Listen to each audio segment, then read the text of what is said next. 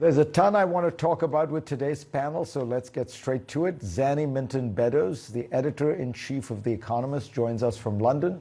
And Michael Fullilove is normally 14 time zones away, but is on set today with me in New York. He is the executive director of the Lowy Institute, an international think tank based in Sydney, Australia. Michael, tell me, 14 time zones away, what does Joe Biden's America look like to you? Look, I think he deserves more credit than he gets. I think he's shaping up as a foreign policy president of the first rank. If you think he responded to the Russian invasion of Ukraine with a masterclass in statecraft and alliance management, Russia looks much weaker now. NATO is larger and stronger. In Asia, I would say that he has managed the relationship with China as well as could be imagined. You see US allies moving towards the United States. You also see around the world connections between democracies quickening. You see democracies reaching out towards each other. And this comes off the back of the trauma of the Trump years. So I would say from an allied perspective, Biden looks good.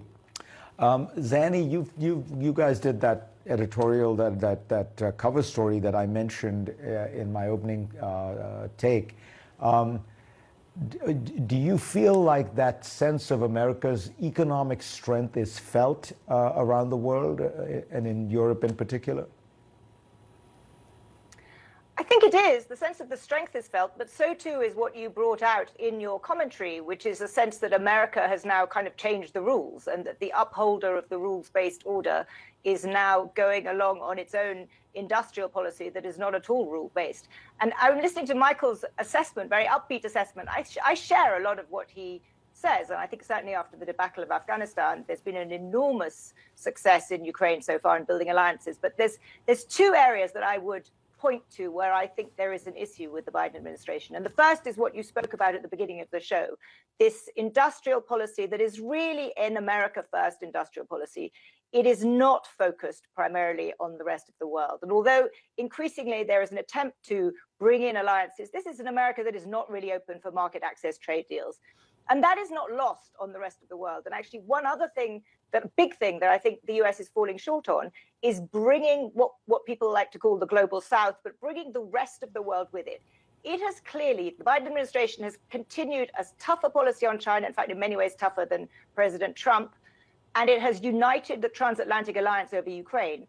But a lot of the rest does not support Ukraine and is very skeptical of what the US is doing. And I think to be sustainable in the medium and long term, those two things really have to be addressed. What do you think about that? In particular, you know, this issue of the global south. I don't know if you saw, there's a very interesting article in Foreign Affairs by Ashley Tellis, one of the smartest strategic analysts on Asia. And he says India is clearly going its own way. It is not becoming a dutiful American ally. It will not side with America in the, you know, kind of the race about with regard to China. It needs China for trade just as much as it needs America for some security assurances. Well, there's no question that Chinese economy is so large it exerts a tremendous magnetic effect on every country in our region. There's no way that there's no doubt that India has its own concerns and will chart its own course. But I'd say to you that notwithstanding that, everybody in Asia wants their own place in the sun. No one wants to live in the shadow of China. And so most countries in my part of the world want a leading role for the United States. And yes, they may have some concerns about American policy from time to time, but I think in general they see steadiness from the administration. They see the resilience of America and its economy. So that's why I feel positive, actually. Zanny, what will all this look like if there's a kind of serious game of chicken played with the debt crisis? Well, if it's a game of chicken that ends badly, it could be catastrophic. But Fareed, you know, I lived in Washington for almost 2 decades, and I've been through this several times, this debt ceiling game of chicken. And each time, you know, something is resolved at the last minute. But let's be clear, this is an utterly crazy way to run fiscal policy. This artificial, politically imposed deadline that causes this kind of fake sense of a debt crisis and a default. But notwithstanding that, the US does actually have a medium and long-term fiscal problem. We have a piece in this week's issue which shows that I think for the last half century, US budget deficits averaged about 3.5% of GDP. Going forward, if you add on top of the official projections what the likely cost of this new industrial policy is going to be, if you add on the probability that there'll be a recession at some point, you're looking at 7% of GDP budget deficits. That's twice as big. So there has to be some kind of agreement to cut spending, but also to raise revenue. But both sides have put off entitlement reform. No one will touch that. No one will really do proper broad-based tax increases.